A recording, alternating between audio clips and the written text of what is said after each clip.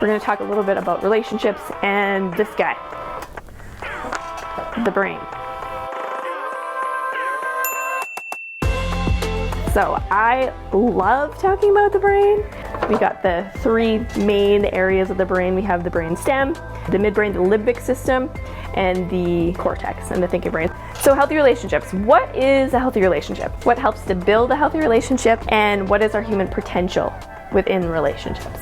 Often when I'm in classes and I ask students, what is a healthy relationship? What are the words that come to mind? They'll say things like trust, or they'll say not hitting, or they'll say loyalty, fun.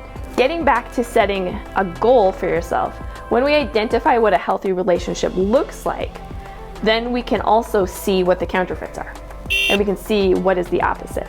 If you take the time to sit down and write down, what does a healthy relationship look like to you? What is a priority for you? Then we can also identify when those relationships that steal from those healthy foundations, we can start to set up healthy boundaries and say, nope, that's taken away from our goal of a healthy relationship. So if I were to say to you, what does a healthy relationship look like? Again, people often come up with adjectives like safe or fun, I feel heard, I feel valued. I want to give you a basic lens to look through. And I think all of those adjectives that you may have come up with to describe healthy relationships will fit into the lens of heart, mind, and body. So if you have these three circles then that overlap, and in each of them you are a heart, that's the analogy of your emotions and your feelings and the things you care about, the things you're passionate about in life, the things that you love and have compassion for. And then you have your mind. And they kind of overlap, right? And I use the heart as a metaphor for your emotions, but really your emotions are processed in your mind. We have your choice. You have your mind where you can think through and set boundaries in your own relationship. And then finally, your body. Healthy relationships value and respect your body, right? It doesn't become something that is exploited. It's something that is valued and protected and not taken for granted. With those three lenses, they all overlapped to make a whole you. And so in a healthy relationship, you feel value and you feel respected as a heart with your emotions. Your emotions are never belittled or made to feel like they're stupid. If you have fear or anxiety about something, that's heard. Your choices, your mind, again, valued and respected. So if you're thinking and you're trying to make your own choice, you don't have someone overpowering and making choices for you. Now, as a child, right, your parents make many choices in life for you, but as you grow to become an adult, you cross, over the bridge of adolescence, and you slowly start making your own decisions and your own choices every day. So a healthy relationship is going to give you a boldness and voice in that area to make decisions that propel you towards your future goals. And then finally, a healthy body, right? So you have autonomy in all those areas: heart, your emotions, heard, valued, respected, mind, and body. So those three overlapping lenses we can look through and then take a look and see if that relationship is healthy and have a healthy empowerment to the relationship and to your own development, or is it something that is suffocating or suppressing development in any of those areas? We can take those three lenses, heart, mind, and body, and we can look at it through a neurological perspective too. How is our brain development impacted by relationships that value us and respect our heart, our mind, and our body? So we have the cortex, the limbic system, or the feeling brain, and we have the brain stem, the most basic. The brain develops from the bottom up. So this is our most basic functions here in the brain stem. That's like your automatic, knee-jerk, reflexive type reactions. And so this is survival mode here. Actually, reptiles have a functioning brain stem, right? And so what do reptiles know how to do? Reptiles know how to conquer and consume, right? Think of a community of dinosaurs, right? They're reptiles. What kind of community is that? It's capture and consume. It's very survival instinct based. It's not about building friendships and having good healthy lines of communication. It's about dominance. What does a relationship that is operating in the survival brain look like? It's like a dinosaur community, right? It's kind of terrifying, honestly. So basic survival instinct again: fight, flight, freeze, and then one that's often forgotten is actually befriend. So that's like the underdog who befriends someone so they're not terrorized. So if we think about that in a relationship setting, that's abusive relationship. Domineering, it's either be scared or be scary, right? So it's a good part of our brain to have. So for example, if you're walking down a trail and a cougar jumps out on the trail, your survival brain's gonna click in right away. You don't even have to think about it. You don't have to have the logical part of your brain sit there and weigh the pros and cons. What should I do? Your brain just kicks in and you're either running, frozen, or ready to fight, or befriend. One of those instincts kicks in. So it's great if you need to survive. But in a relationship with a friend, if your survival brain is the dominant brain that you're operating from, it's not a healthy relationship. The next one is the limbic system. So the limbic system, again, awesome part of our brain. The limbic system's job is to process a lot of feelings. So specifically this little guy down here, the amygdala, this is actually enlarged during adolescence years. So limbic system goes on overdrive. You know, the typical mood swings are actually a healthy development stage for adolescence. Now the feelings are not bad, right? Our limbic system is good. And the job of the limbic system is to like raise a red flag or any kind of like, hey, this is what I'm feeling, this is what's going on. And it creates like an automatic reaction in the rest of our body. So say you feel angry, you know, when your body tenses up. You're not thinking, I want to clench my fists, I want to clench my jaw. Your limbic system triggers an automatic response, as well as sadness, fear. Fear is gonna kind of boot you down into survival mode. So all these emotions are on overdrive during adolescence years. But the limbic system doesn't self-regulate. Its job is to raise those flags all over the place. Now, hopefully, when we're in a relationship where we're able to voice what's going on in our feelings, we talk about what's going on, whether it's on paper, whether it's through body language, through the way that you choose to communicate. The limbic system can raise the flags, and that goes up to the thinking brain. Now the thinking brain, the cortex, is the last part of your brain to finish fully developing. And it actually doesn't finish growing until you're 25 years old. But in reality, that thinking brain is your personal brakes. It says, whoa, whoa, whoa, wait a second, maybe this isn't a good idea. It's the communication part of our brain, it's the compassion part of our brain. It's really where our human potential is centered, right? You know, our ability to see someone, have compassion, have empathy, communicate how we're feeling, and also exercise self-restraint in realizing, well, maybe this is an unsafe idea, or maybe this is going to have an impact on this other person negatively. If we think of emotions as waves on a beach, you actually step deeper into the waves, and you feel those waves of emotions, whether it's sadness or fear or anger. They're bigger. They're bigger, they're hitting your torso of your body, they're kind of knocking you off balance, and everything feels more intense. Happy's more happy, sad's more sad, anger is more angry, right?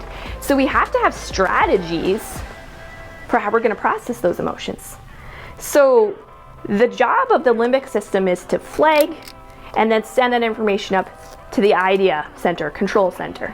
The part of your brain that says, okay, I recognize I'm feeling angry, what can I do about it, right?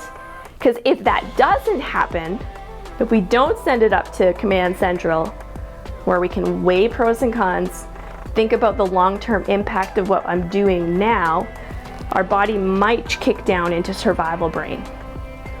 And then we have a dinosaur community again, which is not the healthiest, and it is not reaching our human potential in that brain development either. So the fuel from those big emotions is what propels brain growth and development. When we communicate and process these feelings that are going on. Here's another story that's really interesting. The brain cortex here, the thinking brain, is like the CEO of the brain. And this is also one really key capability of the frontal cortex, or the thinking brain, is that it can have delayed gratification. So it can see, what is my long-term goal? And if I postpone immediate satisfaction, does it amplify my future benefit? There was one study that was done with 700 children around age 3 and 4. And it was the Marshmallow Study.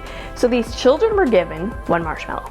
and was placed in front of them in the room, and the child was told, you may eat this marshmallow right now if you want to, but I'm gonna leave this room and I'm going to come back. And if you wait to eat that marshmallow until I come back, I will give you 2 marshmallows.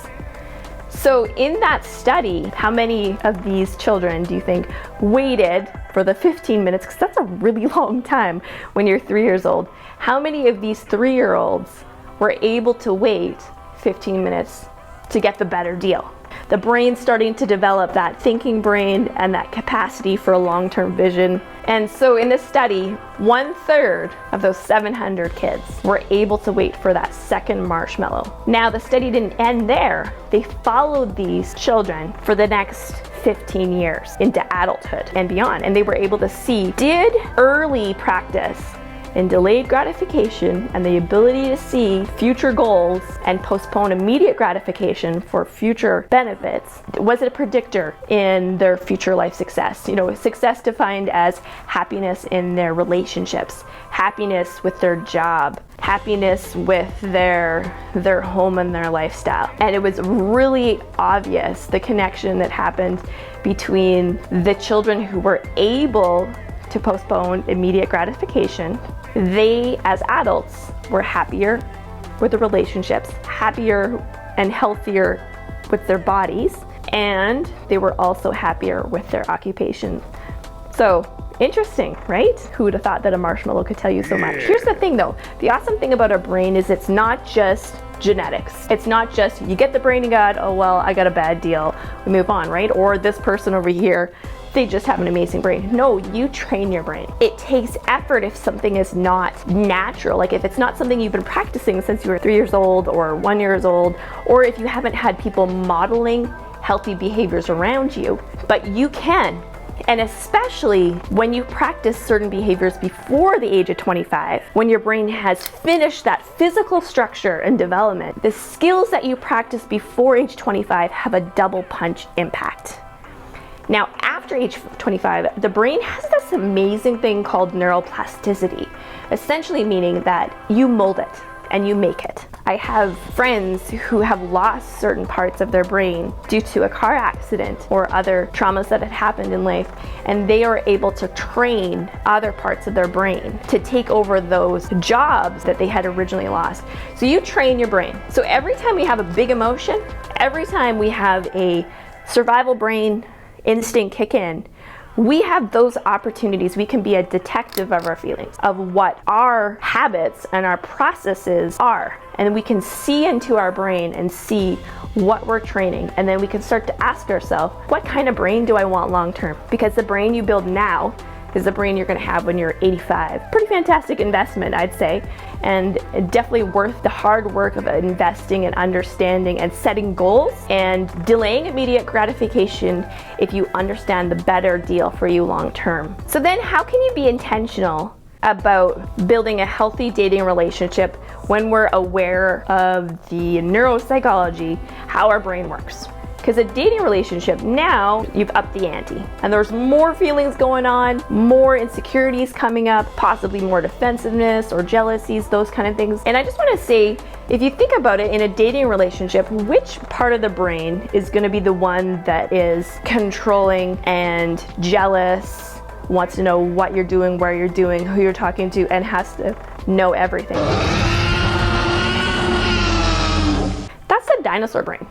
So I like to say, don't date a dinosaur and don't be a dinosaur in a dating relationship. Actually, a really good tip that someone gave me, they said, watch how he treats the people who seem inconsequential, how he treats vulnerable people like children, like his sisters, like his mom. So in my case, as a woman, how he had practiced for decades treating women in his life who were familiar to him, those are the practices that would eventually come out to me if I became that familiar constant. So it's a really good habit to stand back and think, how is he or she treating people when they don't think anyone's looking? Another one is tellers, service people, waitresses. How do they treat them when mistakes happen? How do they treat those people when things go right? How do they treat their mother, their sisters, or their father, their brothers, how do they accept being treated as well? How do they act when they think it doesn't matter? That's what character is,